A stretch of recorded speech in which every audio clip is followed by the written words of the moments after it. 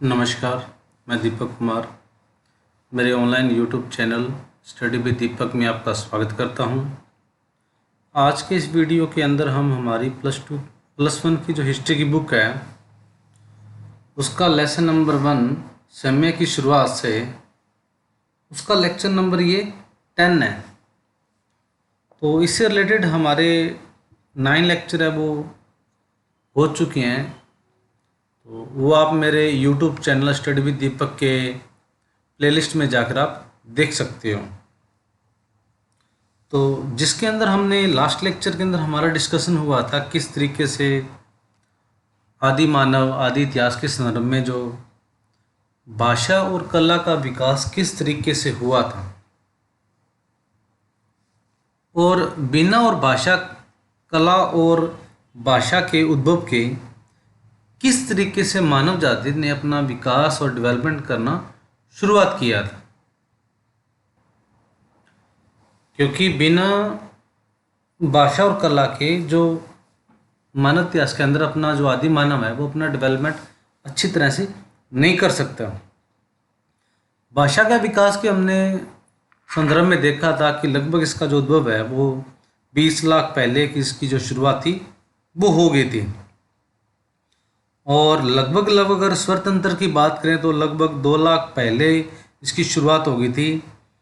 और कला की शुरुआत के संदर्भ में हमने पढ़ा था कि इसकी शुरुआत 40,000 से 35,000 पहले इसकी जो विकास है वो डेवलपमेंट है वो शुरू हो चुका था। और इसी के संदर्भ में हमने कुछ एग्जाम्पल लिए थे जो स्पेन की गुफाओं के बारे में था, जिसमें अल्टामीरा के बारे में काफ़ी कुछ बताया गया था। और फ्रांस के बारे में भी देखा था, लेक्सन कास और शोवे थी, वो गुफाओं के बारे में अच्छे तरीके से बताया गया था। तो ये था हमारा कल का, जिसके अंदर हमने कुछ पढ़ा था, उसकी रिवीजन थोड़ी सी। लेकिन अब ये आगे आ जाता है कि किस तरीके से जो अफ्रीका के जो शिकारी लोग थे उन्होंने प्रारंभिक जो जीवन का जो प्रारंभ है सभ्यता विकास के संदर्भ में उन्होंने अपना पशुपालन का और अन्य किस तरीके से अपना जो संग्राहक जीवन था वो शुरुआत की थी। खाद्य उत्पादन के लिए जब अगर बात की जाती है, क्योंकि एशिया और यूरोप के संदर्भ में हमने काफ़ी कुछ पढ़ लिया था, लेकिन अफ्रीका के संदर्भ में ये जो शिकारी संग्राहक थे वो किस तरीके से अपना विकास और डेवलपमेंट थे वो कर रहे थे। तो इसी के संदर्भ में अगला जो पॉइंट दिए है हमारा, जिसके अंदर इन सभी का वर्णन अच्छे तरीके से किया गया है। तो आइए शुरुआत करते हैं। अफ्रीका के काला हारी रेगिस्तान में रहने वाले कुंग सेन नाम के एक शिकारी संग्राहक समाज के साथ 1870 में एक अफ्रीकी पशुचारक समूह के एक सदस्य का पहली बार संपर्क है वो हुआ था।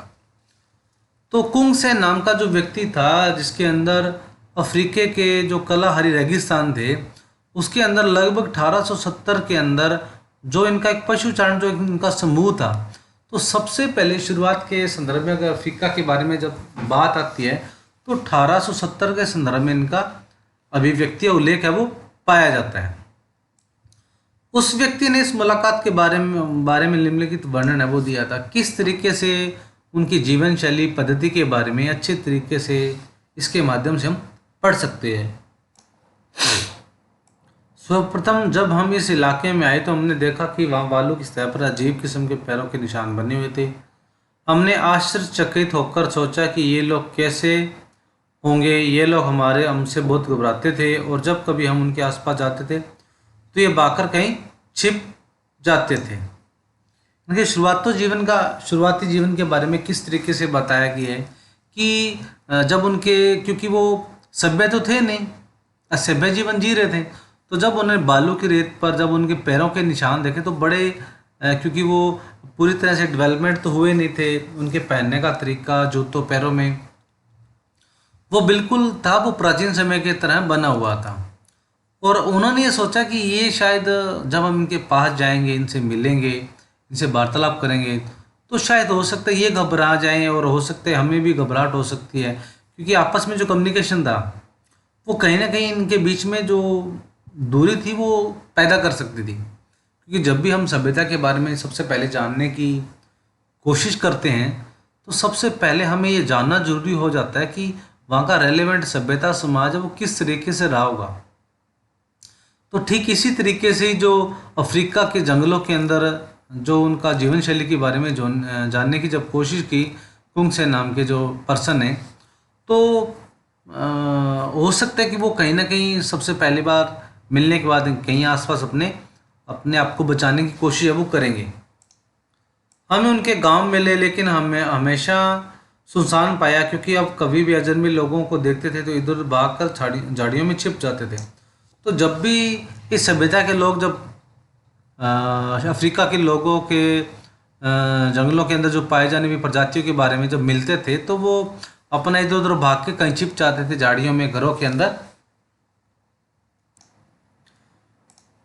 हमने मन ही मन कहा अरे यह तो बहुत अच्छा है, ये लोग हमसे डरते हैं, ये कमज़ोर है और आप निशाने से उन पर शासन कर सकते थे। इस तरह से हमने उन पर शासन स्थापित किया। इससे कोई झगड़ा खून खराबा नहीं हुआ। जब शुरुआती जीवन के बारे में पद्धति के बारे में जब वो मिले, इनसे मिले, तो उन्होंने सोचा कि वो असभ्य तो है नहीं, असभ्य लोग हैं, प्राणी हैं। उनके वैचारिक और सिद्धांतिक और उनके जो प्रजातियों के बारे में जो सभ्यता के बारे में मानने का उद्देश्य है, तो शायद कहीं ना कहीं वो असभ्य ही बना हुआ है। और इस तरीके से हम उनके ऊपर जो जीवन शैली के बारे में या साम्राज्य के बारे में उन पे अपना साम्राज्य स्थापित है वो कर सकते हैं। इसके अलावा कोई उनके ऊपर कोई खून खराबा भी नहीं होगा, कोई झगड़ा नहीं होगा, क्योंकि उनकी जो चिंतन शैली जो प्रणाली थी वो अभी तक विकसित है, वो नहीं हुई थी। और इसी के संदर्भ में जो आगे इनकी जानकारी के बारे में, जो इनके जंगलों के इनके जीवन शैली के बारे में है, वो 8वां और 10वां हमारा चैप्टर वो अच्छी तरीके से शिकारी संग्राम के बारे में अच्छे तरीके से बताया गया है। अब ये आ जाता है कि जो ये जनसमूह के बारे में एक इनका एग्जाम्पल दिया गया, जो हादसा जनसमूह के बारे में किस तरीके से बताया गया। अब आगे ये दिया गया जो हादसा जनसमूह के बारे में कि किस तरीके से अफ्रीका के जो जंगलों के बारे में, उनकी जीवन शैली के बारे में, पद्धति के रहने खाने पीने जंगलों के अंदर वो किस तरीके जीवन शैली अपनाते थे, तो इनका पूरा पूरा एग्जाम्पल है। इस पॉइंट के माध्यम से हम समझ सकते हैं। हादसा शिकारियों तथा संग्राहकों का एक छोटा समूह है जो लेक इलायची, एक खारे पानी की विश्रभ घाटी में बनी झील के आसपास जो रहते थे। अफ्रीका के अंदर जंगलों के अंदर इनका हादजा जो शिकारी और संग्राहकों का एक छोटा सा समूह था, जो लेक इलायची नाम की जो खारे पानी की एक झील थी वहाँ के आसपास है वो रहते थे। पूर्वी हादजा का इलाका सूखा और चट्टानी है, जहाँ घास, कांटेदार झाड़ियाँ और एकासियों के पेड़ों की बहुतायत पाई जाती है। पूर्वी हादजा का जो इलाका था वो काफ़ी सूखा और बंजर था। वहाँ पर जो घास, कांटेदार झाड़ियाँ और एकांशियों की जो पेड़ों की बहुत अधिक मात्रा में जो प्रतिशत है वो काफ़ी अधिक मात्रा में पाया जाता है। लेकिन यह जंगली खाद्य वस्तुएं भरपूर मात्रा में मिलती हैं। लेकिन यहाँ क्या पाया जाता है, जंगली खाद्य वस्तुएं जो मात्रा थी वो काफ़ी अधिक मात्रा में मिलती है। 20वीं शताब्दी के शुरू में यहाँ भली भांति के जानवरों की बेशुमार थी। शुरुआती जीवन के अंदर अगर यहाँ देखा जाता है तो काफ़ी अधिक मात्रा में यहाँ की जंगलों के अंदर काफ़ी अधिक मात्रा में जंगल है वो पाए जाते थे। यहाँ के बड़े जानवर तथा हाथी, गैंडे, भैंसे, जिराफ, जेब्रा, वाटर बक, हिरण, चिंगारा, खादरगा, जंगली सुअर, बबून, बंदर, शेर, तेंदुआ और लकड़बग्घे जितने आम हैं उतने ही आम छोटे जानवरों से शाही मछली, खरगोश, गीदड़, कछुआ, अनेक प्रकार के जानवर है वो पाए जाते थे। तो इस तरीके से आप देखते हो सारे ही जंगलों की प्रजातियों के अंदर, यहाँ जंगलों के अंदर सारी प्रजातियाँ थी वो अच्छी तरह से पाई जाती थी। हादजा लोग हाथी को छोड़कर बाकी सभी किस्म के जानवरों का शिकार करते थे और उनका मांस है वो खाते थे। तो हादजा जो जन समूह था या जाति थी वो हाथी को छोड़कर, यानी हो सकता है वो उनके पूर्वज रहे हों या उनकी कोई आध्यात्मिक कुछ मान्यता रही हो, शायद वो हाथी को छोड़कर ना तो उनका शिकार करते थे और ना ही उनका मांस है वो खाते थे। ये शिकार के भविष्य का कोई खतरा पैदा किए बिना नियमित रूप से इतना मांस खाया जाता था उतना दुनिया के किसी विषय में नहीं खाया जाता था। यहाँ ऐसे शिकारी संग्राहक रहते थे और निकट भूताल में रहते थे, यानी कि इस पद्धति और प्रणाली के तहत यहाँ के अफ्रीका के जंगलों के अंदर काफ़ी अधिक मात्रा में जो शिकारियों के द्वारा इनका जो जंगलों के अंदर शिकार वो किया जाता था और सभी पशुओं जानवरों का मांस है वो खाए जाते थे। और जितना मांस का प्रयोग इन जंगलों के माध्यम इनके द्वारा किया जाता था, इन हादजा जनसमूह के द्वारा, शायद उतना विश्व के अंदर कहीं अधिक भी अन्य मात्रा में नहीं है वो किया जाता था। वनस्पति खाद, कंदमूल, बेर, बाओबाल पेड़ के आदि जो साधारण दर्शकों को अक्सर पानसाने से दिखाई नहीं देते, जलाभाव के वर्ष में अत्यधिक सूखे तथा मौसम में बहुतायत से उपलब्ध है वो होते थे। तो यहाँ जो जितने भी कंदमूल, खाने पीने की जो चीज़ें थी, अन्य जो अक्सर यहाँ पर अत्यधिक मात्रा में जलाभाव के जल की अत्यधिक कमी होने के कारण वो अत्यधिक मात्रा में यहाँ पर दिखाई है वो नहीं देते थे। यानी कि ये पूर्वी जो हिस्सा था इसका, वहाँ पे काफ़ी अधिक मात्रा में हम कह सकते हैं जो बिना उपजाऊ की जो ज़मीन है वो अधिक मात्रा में पाई है वो जाती थी। जिस तरह का वनस्पति खाद बारिश के 6 महीनों में उपलब्ध होता है वह सूखे के मौसम में मिलने वाली खाद्य वस्तुओं से भिन्न होता है, लेकिन वहाँ खाद्य पदार्थ की कोई कमी नहीं रहती। यानी कि जो बरसात होती है वहाँ पे बहुत कम होती है, और जो खाद्य पदार्थों के वनस्पति के बारे में जो सामग्री है उनको 6 महीने के अंदर प्राप्त होती है पहले बारिश के मौसम के अंदर, और वही जो आगे जो खाद्य पदार्थ है वो 6 महीने तक आगे उनका चलता रहता है।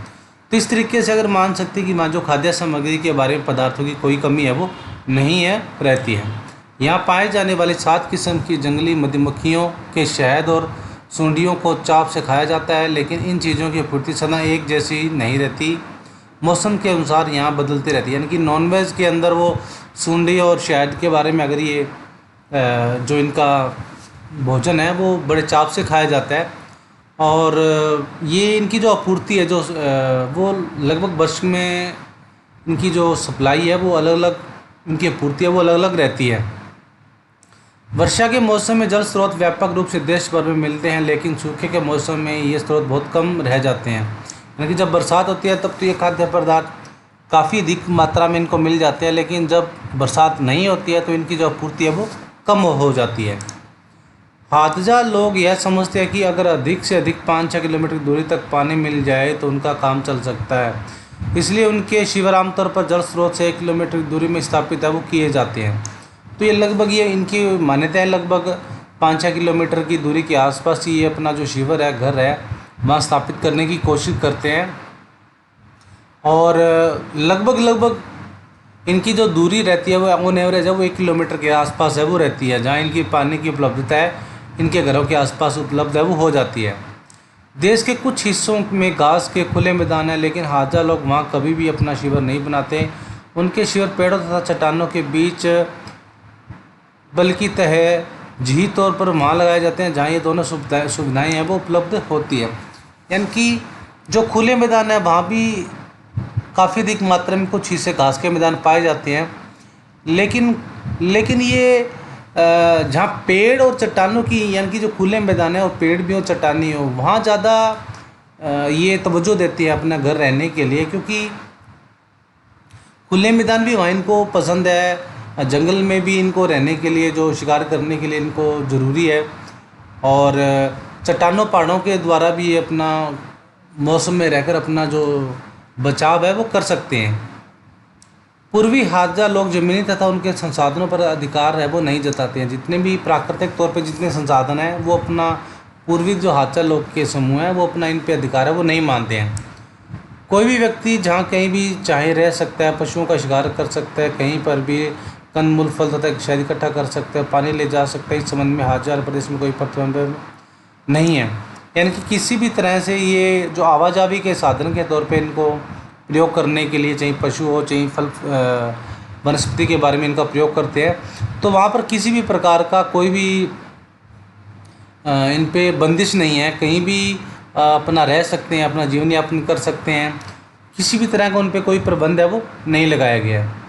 अपने इलाके में शिकार के लिए असीमित मात्रा में पशु उपलब्ध होने के बावजूद हाजा लोग अपने भोजन के लिए मुख्य रूप से जंगली साग सब्जियों पर भी निर्भर रहते हैं। संभवतः उनके भोजन का 80% का भाग मुख्य रूप से वनस्पति जन्य होता है और 20% भाग मांस तथा शेर से पूरा है वो किया जाता है।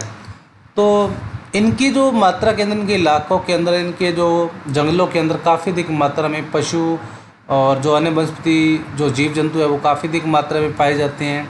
सब्जियां भी काफ़ी मात्रा में इनके उपलब्ध होती है। और इसी की वजह से अगर इनका देखा जाता है तो लगभग इनका जो 80% जो इनकी खाद्य सामग्री है वो लगभग वनस्पति जगत से ही पूरी हो जाती है, चाहे वो खाद्य सामग्री हो, जंगल हो, साग हो, सब्जी हो, अन्य पदार्थ हों। और इसी के अलावा लगभग ये 20% अपना जो अपने टोटल पॉपुलेशन का जो मांस और शहद से अपनी आवश्यकताओं चीज़ों का पूरा है वो करते हैं। नमी के मौसम में हाजा लोगों के शिविर आमतौर पर छोटे छोटे दूर दूर तक फैले हुए होते हैं और सूखे के मौसम में पानी के स्रोतों के आसपास बड़े ज़्यादा संघन होते हैं। सूखे के समय में भी इनके यहाँ भोजन की कोई कमी है वो नहीं रहती। तो जहाँ पानी की अत्यधिक मात्रा में जब उपलब्धता हो तो लगभग इनके जो शिविर या घर होते हैं वो दूर दूर तक फैले होते हैं। और सूखे के मौसम में लगभग जो इनके पानी के स्रोत होते हैं वहाँ अधिक मात्रा में इनके घर है वो उपलब्ध है वो पाए जाते हैं। और सूखे के मौसम में अगर देखा जाए टोटल इनका ऑन एवरेज देखा जाए तो काफ़ी अधिक मात्रा में इनकी जो भोजन है वो यहाँ की जो कमी है नहीं रहती है, यानी कि भोजन की उपलब्धता काफ़ी अधिक मात्रा में रहती है। तो ये था हमारा आज का लेक्चर हमारा, जिसमें हाथिया जनसमूह के बारे में शिकारी समूह जो संग्राहक है उनके संबंध में हमने पढ़ा। तो आज का लेक्चर बस इतना ही। मिलते हैं अगले वीडियो लेक्चर में हमारी नई वीडियो के साथ। तब तक stay home, stay safe and be positive.